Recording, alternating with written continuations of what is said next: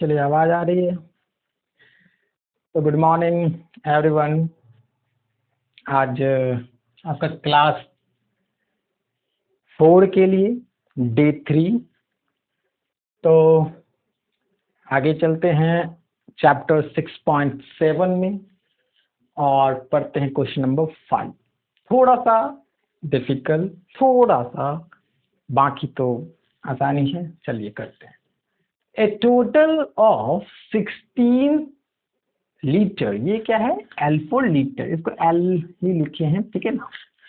Litre of milk was poured into glasses, यानी कि total है हमारे पास कितना? 1600, यानी कि 1600 लीटर मिल्क है जिसको किसी ग्लास में डालना है, ठीक ना, पॉर करना है।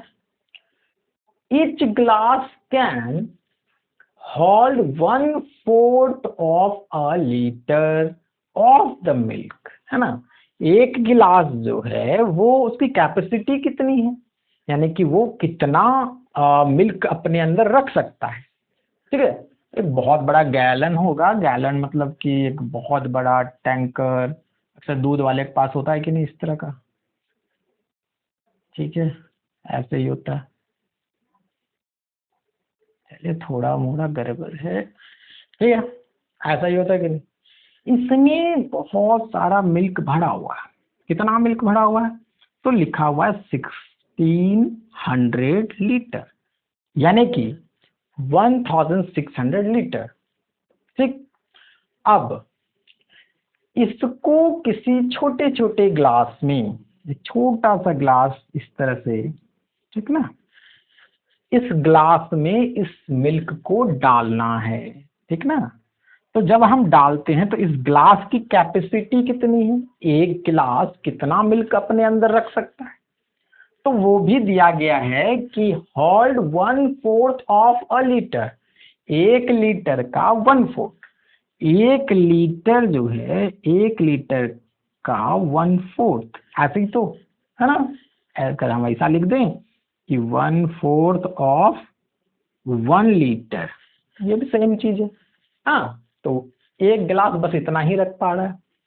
क्वेश्चन कह रहा है कि how many glasses are required, मतलब कितना गिलासों की जरूरत होगी इन सारे मिल्क को ग्लास में अगर डालना हो तो, ठीक ना। एक गिलास तो बस इतना ही डाल रहा है, तो ऐसे कितने गिलास चाहिए हमको जिसमें कि सारा मिल्क आ जाए सारे गिलास में, ठीक। समझ में आ गई?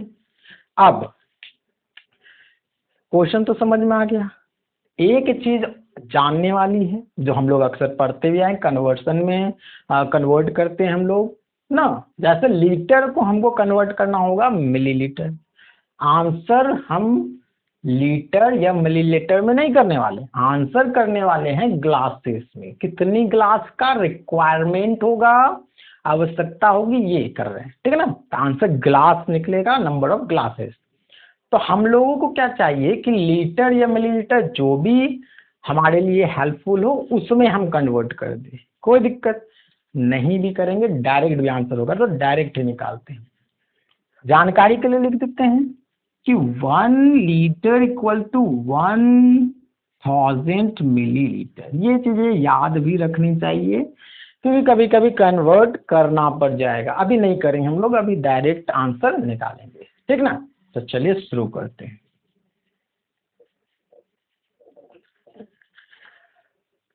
तो सबसे पहले जो दिया गया है उसको लिखते हैं।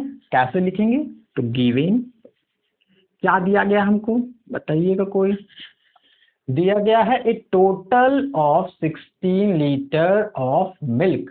तो ऐसा कर सकते हैं कि टोटल मिल्क कितना दिया गया है? 1600 लीटर, ठीक। और क्या? और एक गिलास का कैपेसिटी भी दिया गया है ना। तो लिखेंगे 1 ग्लास कैन होल्ड, एक गिलास कितना होल्ड करेगा, अपने अंदर रखेगा? तो 1/4 ऑफ यहाँ पे लिख देंगे अ लीटर मतलब होता है 1 लीटर, ठीक ना, अ लीटर ही लिख देते हैं, ठीक। 1/4 ऑफ अ लीटर यानी कि 1 लीटर का 1/4 भाग, ठीक है। चलिए, तो हम लोगों को क्या करना है, अब पहले तो ये 1 लीटर का 1/4 रख रहा है, हमको 1 लीटर कैपेसिटी रखने के लिए पहले निकालना होगा, ठीक है ना। तो ऐसा कर सकते हैं हम लोग, देन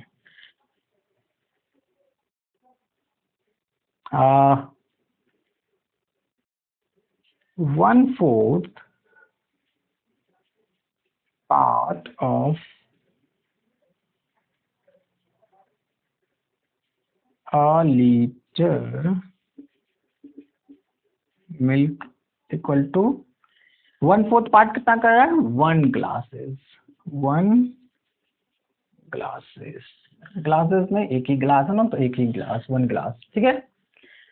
तो हमको निकालना है 1/4 पार्ट नहीं, हमको 1 पार्ट निकालना है, 1 पार्ट दैट मीन 1 लीटर, ठीक है ना।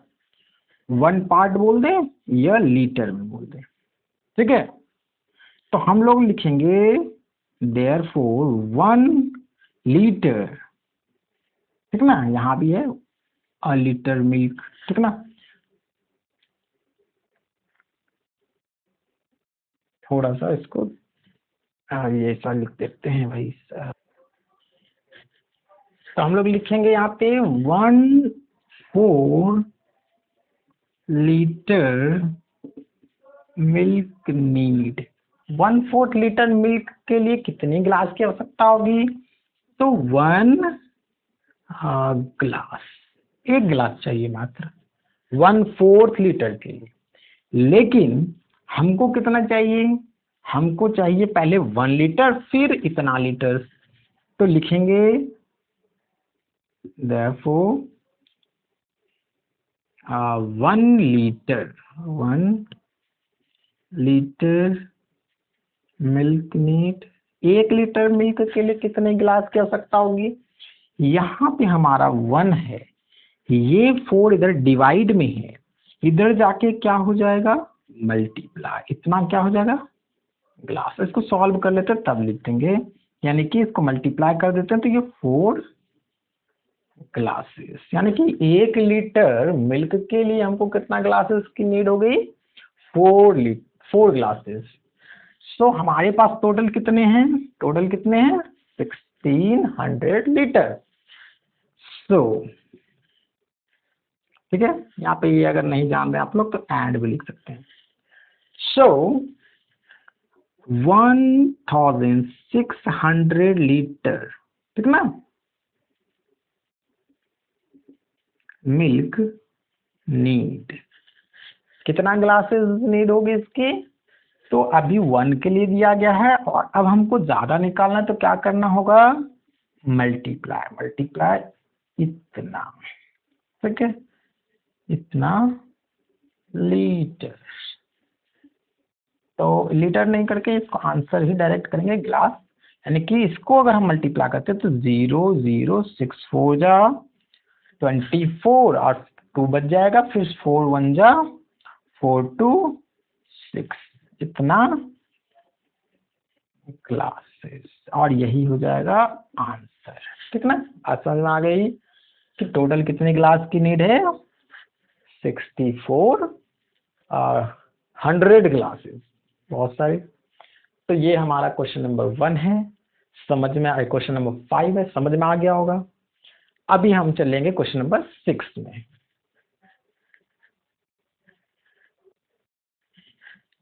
चलिए तो समझते हैं क्वेश्चन नंबर 6 को।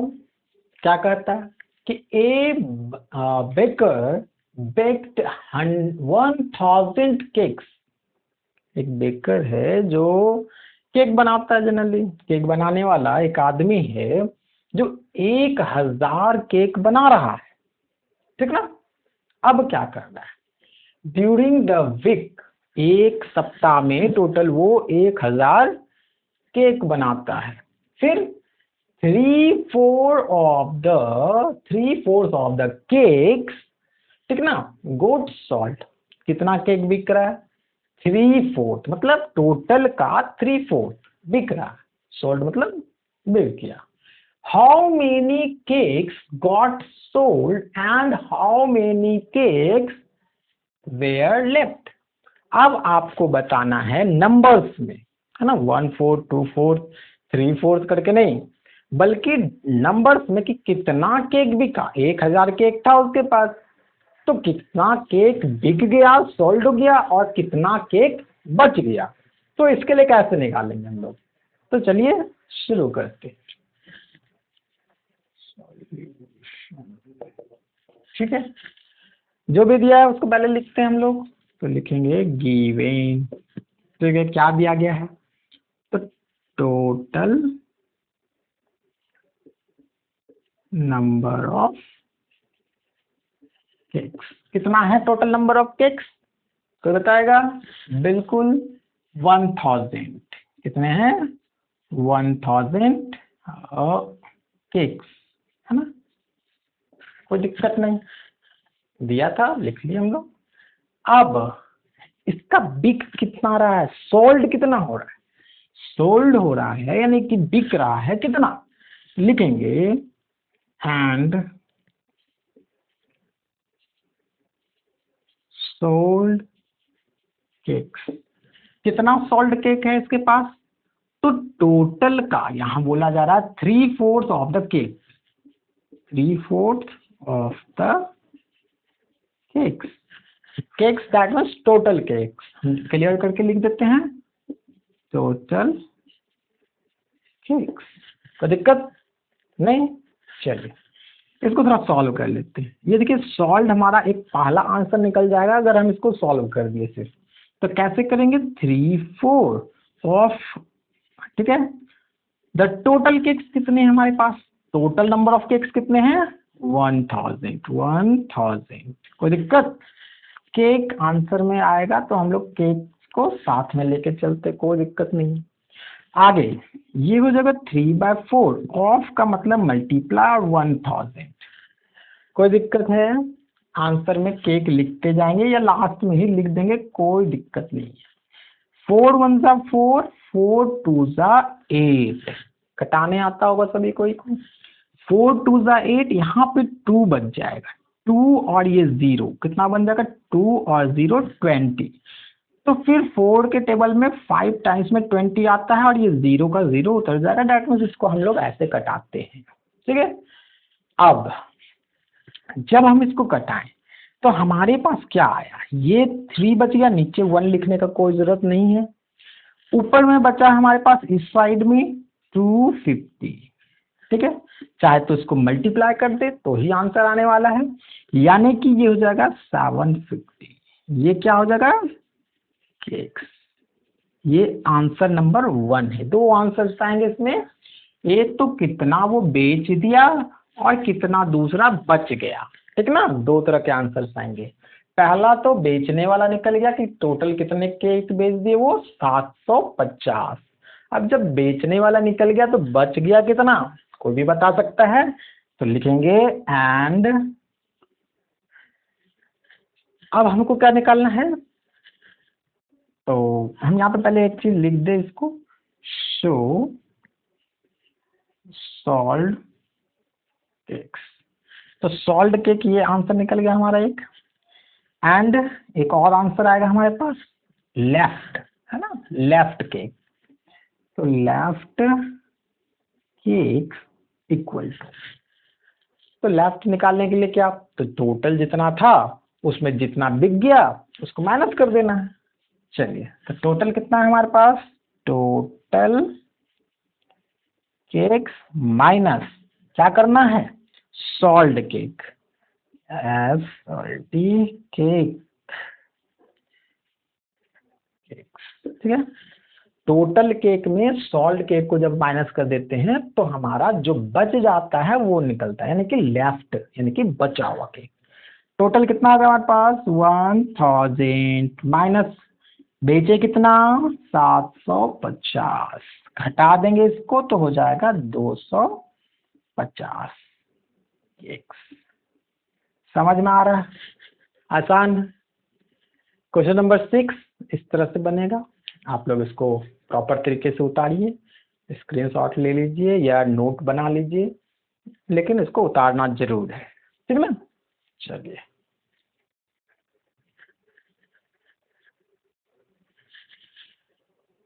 तो आज का आखिरी सवाल शुरू करते हैं। Question number 7, Rajat had 5000 rupees. ठीक है, रजत नाम का एक कोई आदमी होगा जिसके पास 5000 रुपया है। हैड मतलब उसके पास है। And he spent 1/5 of his money, और वो अपने ही मनी का 1/5 क्या कर रहा है, स्पेंड कर रहा है। स्पेंट मतलब होता है खर्च कर रहा है, ठीक ना। तो उसके पास है 5000, वो 1/5 क्या कर रहा है, खर्च कर रहा है। तो बोला जा रहा है how much money did he spend, वो अपने मनी का कितना पार्ट स्पेंड नहीं किया, बल्कि एग्जैक्ट मनी कितना स्पेंड किया, खर्च किया, ये बताना है। तो चलिए करते हैं।